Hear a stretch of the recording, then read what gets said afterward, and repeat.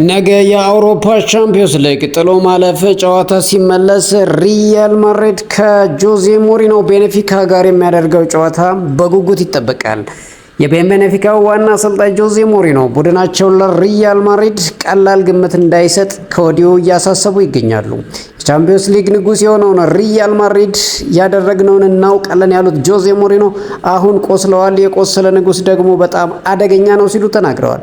አክለውም ተጫዋቾቹ ለሪያል ማድሪድ ቀላል ግምት እንዳይሰጡ አስጠንቅቄያለሁ ሲሉ ጆዜ ሞሪኖ ከጨዋታው በፊት ተናግረዋል።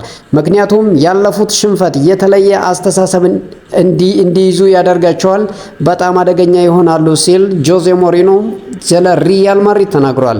ቤኔፊካ ነገ ምሽት 5 ሰዓት ላይ ከሪያል ማድሪድ ጋር የቻምፒዮንስ ሊግ ጥሎ ማለፍ ጨዋታ እንደሚያደርግ ይጠበቃል። በተያያዘ ዜና የሪያል ማድሪዱ አማካኝ ጁድ ቤሊንግሃም ያጋጠመው ጉዳት ከተጠበቀው በላይ የከፋ ሊሆን እንደሚችል ተገልጿል። ተጫዋቹ በሃምስትሪንግ ጉዳት ምክንያት ቢያንስ ለ1 ወር ከሜዳ እንደሚርቅ ተገልጾ የሆነ ቢሆንም አሁን ላይ ጁድ ቤሊንግሃም ከ6 እስከ 8 ሳምንት ከሜዳ ይርቃል ተብሎ እንደሚጠበቅ ዘ አትሌቲክ እያስነበበ ይገኛል። የኔዘርላንዱ ክለብ ፊኖርድ ለራሂም ስተርሊንግ ብሎ የልምምድ ቦታውን ወደ ቤልጂየም መቀየሩ እየተነገረ ይገኛል። ከቀናት በፊት ፌኖርድን የተቀላቀለው ራሂም ስተርሊንግ እስካሁን በኔዘርላንድ የስራ ፍቃድ አለማግኘቱን ተከትሎ ተጫዋቹ ከቡድኑ ጋር ለማዋሃድ ለጥቂት ቀናት ማለትም የሚቀጥሉት 3 ቀናት የልምምድ ቦታውን መቀየሩ እየተነገረ ይገኛል። እንግሊዛዊ ተጫዋች ራሂም ስተርሊንግ እስከ ውድድር ዘመኑ መጨረሻ ለፌኖርድ መፈረሙ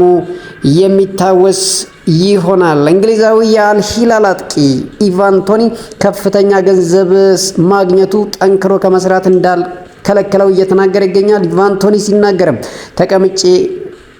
ተቀምጬ ለራሴ ብዙ ስለሚከፈልህ መዝናናት ትችላለህ ብዬ ነግሬው አላውቅም፣ መናገርም አልፈልግም ሲል ተደምጧል።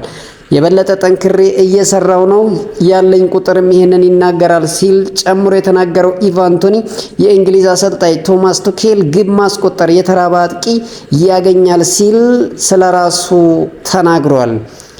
የማንቸስተር ሲቲ አሰልጣኝ ፔፕ ጋርዲዮላም በቀጣይ በሚኖረው ጨዋታ ሁሉም የፍጻሜ ጨዋታ ናቸው ሲል ተናገረም። የውድድር ዓመቱ ሊጠናቀቅ 3 ወራት ሲቀሩት የምናደርጋቸው ጨዋታዎች ሁሉም የፍጻሜ ናቸው ሲል ያስታውሰው ፔፕ ጋርዲዮላ አንድ ጨዋታ ከተሸነፍ ከውድድር ፉክክር ተወጣለክ፣ መልሶ ለማገገም እድል የለክም ሲል ፔፕ ጋርዲዮላ ይናገራል። አሰልጣኝ ፔፕ ጋርዲዮላ በንግግራቸው ወቅትም ሳቪኒዮ ከጉዳት በማገገም ወደ ሜዳ ለመመለስ መቃረቡን አስታውሰዋል።